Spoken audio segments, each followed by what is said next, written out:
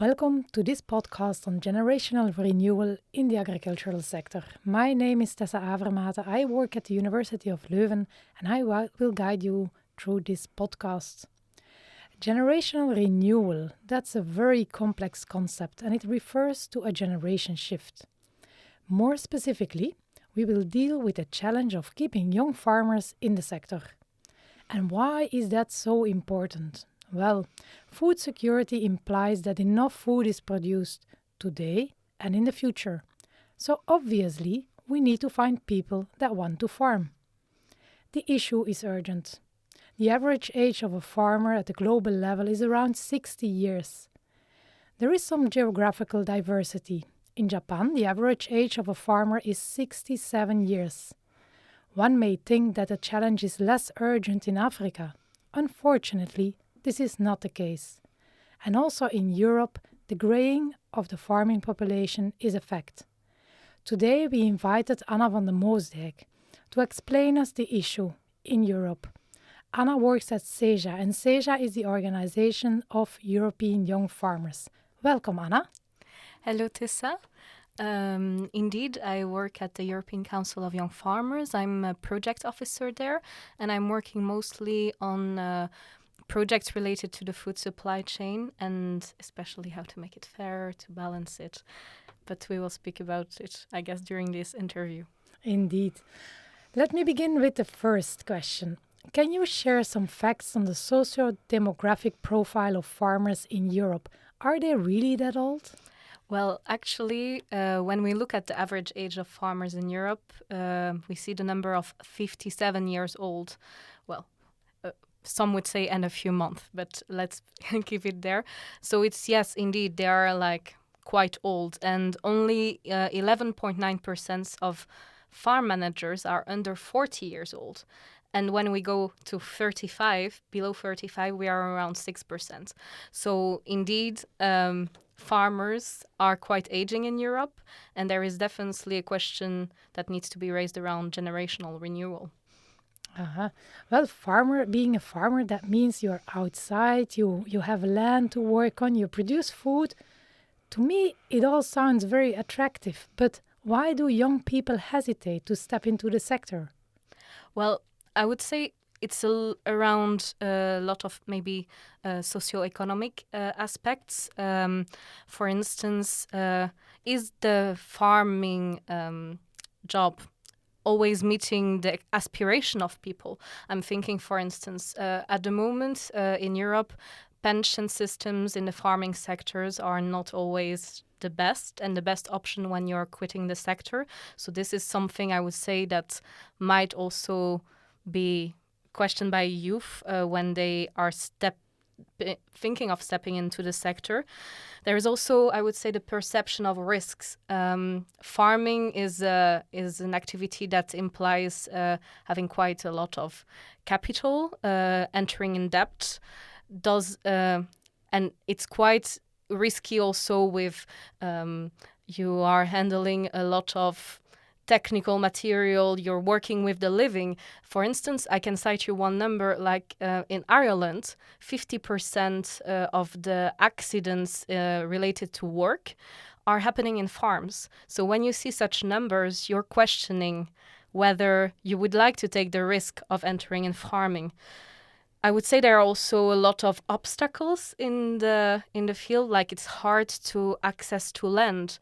In many countries across Europe, the price of land is quite gigantic, and when you want to enter in the actual own a farm, it's like years and years of indebtedness. And is it even possible to access land? Is it sold? And the prices are getting really difficult. It's also hard to maybe sometimes get the knowledge up to date. Farming is a very climate change has made farming, and farming was already hard, but climate change has made farming an even more challenging job, because you have to anticipate all these new climate issues like extreme weather conditions. But I would say the list is quite long. This is mostly what I would say. And yeah. Okay. Then let's look into the skills that a young farmer needs. If tomorrow my son comes home and he says, well, Mom, I want to be a farmer, what kind of skills does he need? I know you need to drive a tractor, you need to work on the land, you need to know what wheat looks like, what maize looks like. What else do you need to know? Yeah, I would say there is also a very big aspect, as we told earlier, you have to have a sound financial understanding because of all the investments you make. So I would say financial literacy, which would not be thought of maybe at first sight, is one of the major skills your son would need to develop. There are also a lot of soft skills you need to develop. You are entering in contact with many different actors around you. You need to be able to soundly be able to negotiate, for instance, and to see where you get your information from. So it's also some problem solving and adaptability skills that you need to develop. Of course, there is also the entrepreneurial side of things, especially with changing environment around you. You need to know where you want to lead your farm and to make your long-term decisions. You of course you need also technological skills to use all these new products that you could have in your farm and that you could use, and to understand how they work and how they can help you. Also environmental skills, of course. It's very diverse. It's kind of multitasking. Yeah. And from my side, I start to understand why young people doubt or hesitate to step into the sector. Well, Europe also recognizes the need to have farmers, right? In the future, we need to produce food. And Europe also recognizes that the food system needs to be more sustainable. We have seen the introduction of the Green Deal, and more specifically for farming, the farm to fork strategy. Will this deal that Europe wrote down help to make the sector more attractive for young people? Well, the Green Deal and the Farm to Fork strategy, they have been giving a direction to the future of agriculture with this attempt to develop tools to achieve this direction that it's giving. But the objectives set out in the Green Deal can maybe only be achieved if some prerequisites are met. So general capacity building, improved access to investment, access to land also, and fairer value chain. And this will make or break the Green Deal, literally. When we speak about investment capacity, for instance, among those prerequisites, this doesn't necessarily mean a price increase for the consumer. It can come from a fairer distribution of value among the actors of the food supply chain. And it is those concrete barriers that can draw away from the sector, I would say. All right. Anna, you do meet a lot of inspiring young farmers all across Europe when you're traveling for SEJA. What are the motivations that drive young people to become a farmer? Why do you see like this really makes farming attractive for young people? Okay, well, at first I would say everyone has their own motivations. We have very different realities, and also motivations can change over time between farmers that grew up on a farm themselves or farmers that are actually coming to the sector while having no history in their family on farming. But we hear a lot of different examples that I can mention to you. Like, I would say some see farming as a profession which gives a sense of freedom and accomplishment. You're producing food to feed the population around you. That's quite fulfilling for some farmers. You're also the master of your own time within limits because, of course, you're working with the living, so you cannot control it, which is also the beauty some farmers see in the activity because you work with animals, you work with nature, and it's like making some, it's just something nice to work with, and something that makes you want to wake up in the morning, I would say, for some of them. And it's also an activity that where you get to learn every day and meet a lot of different people.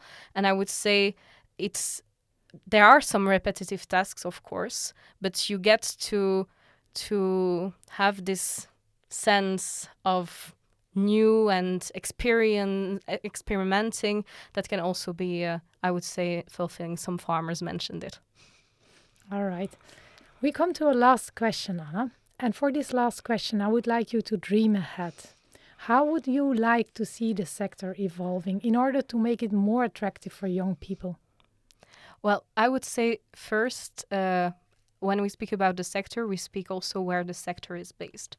So if we want farming to be more attractive, we also need more attractive rural areas with well-developed public services, hospitals, schools, all these infrastructures, but also good internet and cultural activities.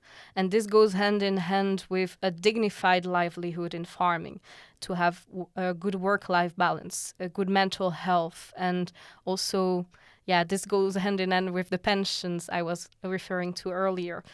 We also need a good support to innovation and investment. One number is quite striking nowadays, is like 2 to 3 time the young farmers are 2 to 3 times more rejected in their loan applications by banks compared to older generations. So how do you have a newer generations that takes on farming when you're refusing them to take it on at the first place because they need to invest? And also, I would say last element that would be very important would be a predictable regulatory environment, because we are in a changing moment where policy takes a lot of consideration, climate action, but sometimes it's hard for farmers to see and to know in what direction we are going. Policy is not always following the time of farming. So they need to have a predictable environment in this regard, I would say. Thank you. All right. Thank you very much, Anna, for sharing your thoughts about young farmers in Europe, the challenges they face and the opportunities you see there. That leaves me to thank two organizations. On the one hand, the Global Minds program, which supports us for this podcast, and also the European Commission, which supports the Cocoriado project, the European project on short supply chains and enhancing the position of the farmer in Europe. Hope you all enjoyed this podcast on young farmers in Europe.